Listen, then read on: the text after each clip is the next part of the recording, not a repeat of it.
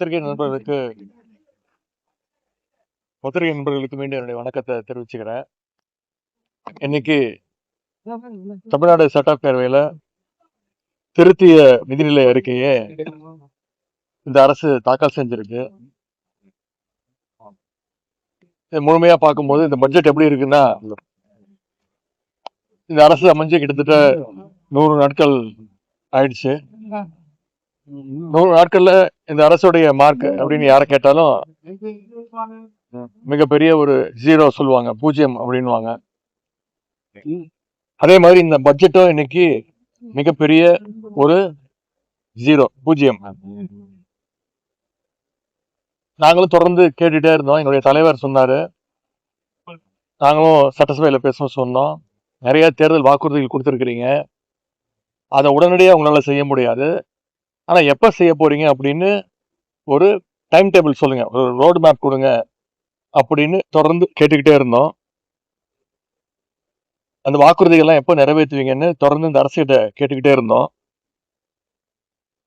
இந்த பட்ஜெட் பத்தி பாத்தீங்கன்னா, எங்களுடைய திராவிட மாடல் அரசு, எங்களுடைய தலைவர் கடந்த ஆட்சியில என்னென்ன திட்டங்கள்லாம் கொண்டு வந்தாங்களோ அதற்கு மேலாம் ஒரு ஸ்டிக்கரை ஒட்டி இருக்கிறாங்க. ஆட்சிக்கு வரும்போது மாற்றம் மாற்றம் அப்படின்வாங்க. இப்ப என்ன மாற்றம் கேட்டீங்கன்னா, எல்லாத்துக்கும் பேர் மாற்றம் செஞ்சிருக்கிறாங்க. அனைத்து திட்டங்களையும் பெயரை மாத்திருக்கிறாங்க. பட்ஜெட்டுக்கு முன்பு பொதுவாகவே எல்லா முதலமைச்சரும் அமைச்சர்களும் அதிகாரிகளை கூப்பிட்டு பேசுவாங்க. அதே மாதிரி இந்த அரசும் கடந்த 10 நாட்களாக முதலமைச்சர் எல்லா அதிகாரியும் கூப்பிட்டு ஆலோசனை செய்வது மாதிரி ஒரு போட்டோ ஷூட்லாம் நடத்தி அந்த புகைப்படங்கள்லாம் வந்தது. பெயர் மாற்றம் செய்வதற்கு எதற்கு ஒரு ஆய்வு கூட்டம் நடந்துச்சு, அதிகாரியோட என்ன டிஸ்கஸ் பண்ணாரு அப்படின்னு எங்களுக்கு தெரியல. உடனே இந்த தாய்மாமன் தங்க மோதிர திட்டத்தை அறிவிச்சிருக்கிறாரு. ஆனா அதையும் பாத்தீங்கன்னா தேர்தல் வாக்குறுதியில சொன்ன மாதிரி அவங்க அறிவிக்கல.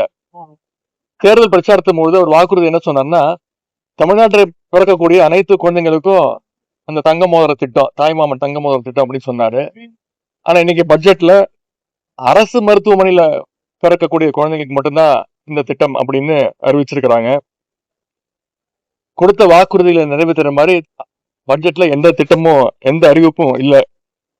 அனைத்து திட்டங்களும் எங்களுடைய தலைவர், திராவிட மாடல் ஆட்சியில் எங்களுடைய தலைவர் திரு முத்துவேல் கருணாநிதி ஸ்டாலின் அவர்கள் அறிவிச்ச செயல்படுத்திய திட்டங்களை தான் இன்னைக்கு பேரை மாத்தி இருக்கிறாங்க. இதுல இன்னொரு சிறப்பு, இந்த அரசுக்கு நன்றி சொல்லணும். என்னன்னா, ஒவ்வொரு துறையை பத்தி பேசும்போது நிதியமைச்சர் பேசும்போதும் அவர் குறிப்பிட்டு பேசுறாரு. பட்ஜெட்ல இடம்பெற்று இருக்கு, இந்தியாவிலேயே நம்முடைய தமிழ்நாடு முன்னணி மாநிலமா இருக்கு அப்படின்னு ரொம்ப மகிழ்ச்சியா பெருமையோட சொல்றாரு. திராவிட முன்னேற்ற கழகத்துடைய சாதனைகள் எல்லாம் இப்போவாச்சும் ஒத்துக்கிட்டாரு அப்படிங்கிறதுக்கு நாங்க எங்களுடைய நன்றியை இந்த அரசுக்கு, நிதியமைச்சருக்கும் முதலமைச்சருக்கும் தெரிவிச்சுக்கிறோம்.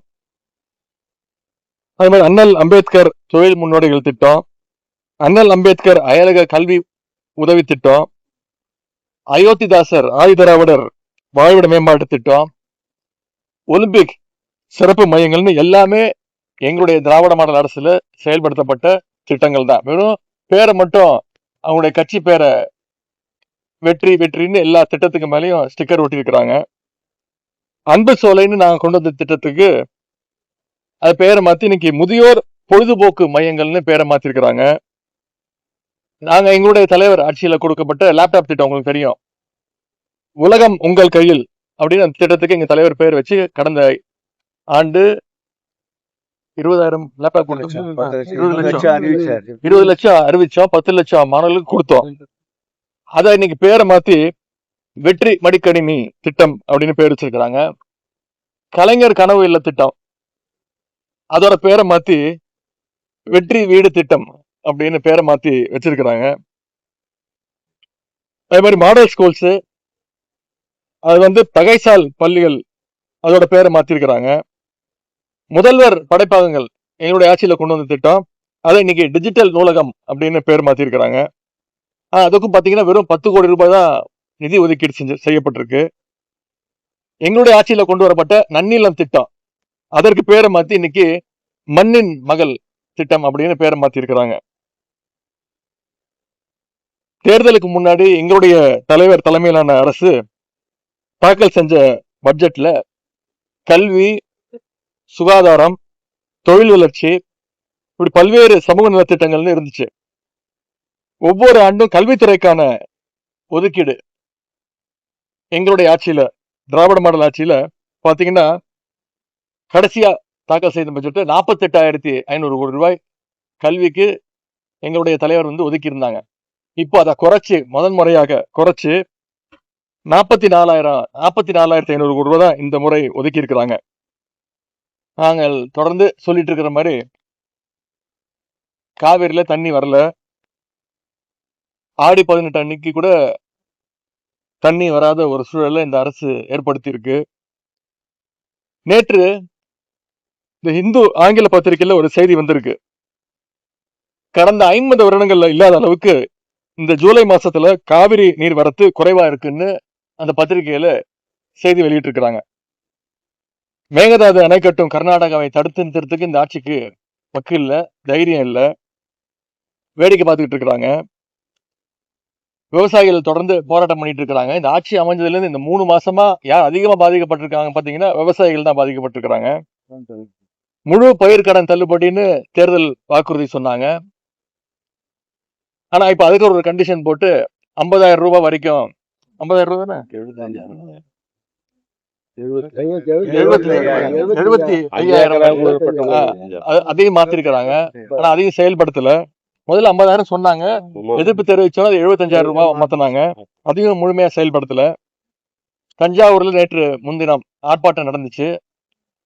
அதில் நாங்கெல்லாம் கலந்துகிட்டு இந்த பிரச்சனைகள்லாம், விவசாயிகள் சந்திக்கக்கூடிய பிரச்சனைகள்லாம் அங்க பேசினேன். அதற்காக நேற்று என்னை வீடு புகுந்து கைது செஞ்சாங்க.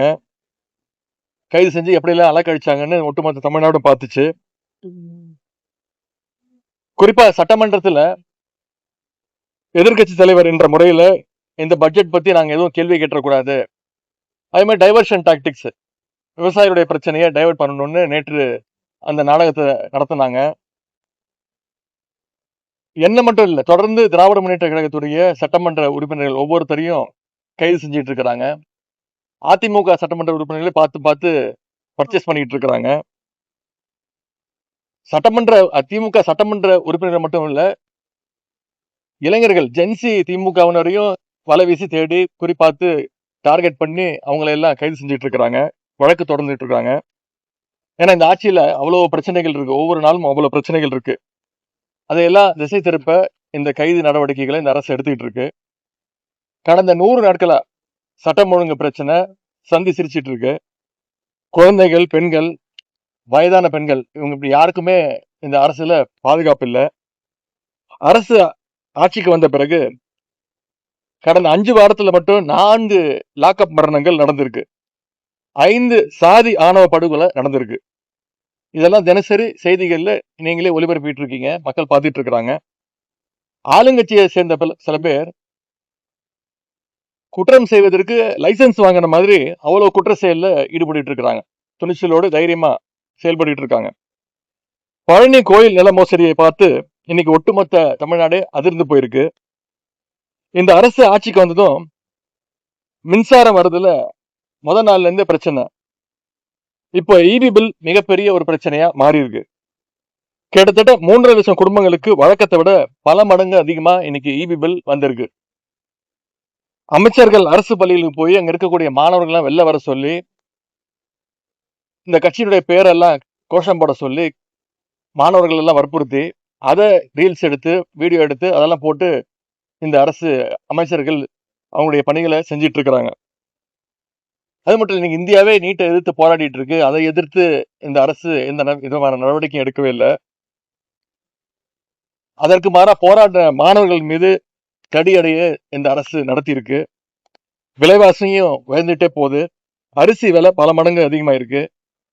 ஆனா இதையெல்லாம் கேட்டா முதலமைச்சர் பதில் சொல்ல மாட்டாரு, முதலமைச்சருக்கு பதிலா பொதுப்பணித்துறை அமைச்சர் பதில் சொல்லணும் அப்படின்னு ஒரு முதலமைச்சருக்கு ஒரு முன்ஜாமீன் வாங்குறாரு.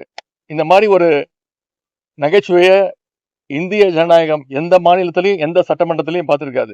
நேற்று பொதுப்பணித்துறை அமைச்சர் பேசியிருக்கிறாரு, அது அதுக்கு முன்னவர் வந்து தீர்மானம் கொண்டு வரணுமா. எதிர்கட்சிகள் ஏதாவது கேள்வி கேட்டுச்சுன்னா அதற்கு வந்து முதலமைச்சர் பதில் சொல்ல வேண்டிய அவசியம் இல்லையா, இவங்க தான் பதில் சொல்லுவாங்களாம். இதற்கு எதற்கு முதலமைச்சர் அவைக்கு வரணும், இதுக்கு எதுக்கு நாங்கெல்லாம் அவைக்கு வரணும் அப்படின்ற கேள்விய பத்திரிகையாளர் நீங்க இந்த அரசை பார்த்து கேட்கணும்னு கேட்டுக்கொள்கின்றேன்.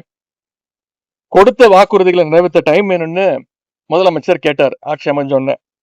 இந்த பட்ஜெட்ல அதையாச்சும் சொல்லுவாங்கன்னு எதிர்பார்த்தேன். ஆனா அதை சொல்வதற்கு கூட அவங்களுக்கு டைம் இல்லை, இன்னும் டைம் கேட்கறாங்க. எனவே நடக்க போற கூட்டத்தொடர் முழுவதும் ஆணித்தரமாகவும் உறுதியாகவும் மக்கள் பிரச்சனைகளை நாங்கள் திராவிட முன்னேற்ற கழக உறுப்பினர்கள் எங்களுடைய தலைவருடைய அறிவுறுத்தல் பேர்ல பதில் சொல்ல நாங்கள் கேள்வி கேட்க ரெடியாக இருக்கிறோம். பதில் சொல்ல இந்த அரசு ரெடியாக இருக்க வேண்டும். நன்றி, வணக்கம். அதை பத்திலாம் கலைஞர் மகளிர் உரிமை தொகை திட்டம் பத்தி பேசவே இல்லை அவங்க. அதை பத்தி அதை உயர்த்தி கொடுக்கறேன்னு சொன்னாங்கல்ல, 2500 ரூபாய் உயர்த்தி கொடுக்குமோன்னு சொன்னாங்கல்ல, அதெல்லாம் இந்த பட்ஜெட் அதை பத்தி பேச ஒரு வார்த்தை கூட அதை எப்ப அதுதான் சொல்றேனுங்க. வெறும் அவங்க மாற்றம் சொன்னாங்க இல்லைங்க, நாங்க தான் எல்லாருக்கும் மாற்றம் சொன்னாங்கல்ல, அவங்க சொன்ன மாற்றம் இதுதான். எல்லா திட்டங்களும் பேரை மாத்தி இருக்கிறாங்க, அவங்க சொன்ன ஒரே மாற்றம் இதுதான்.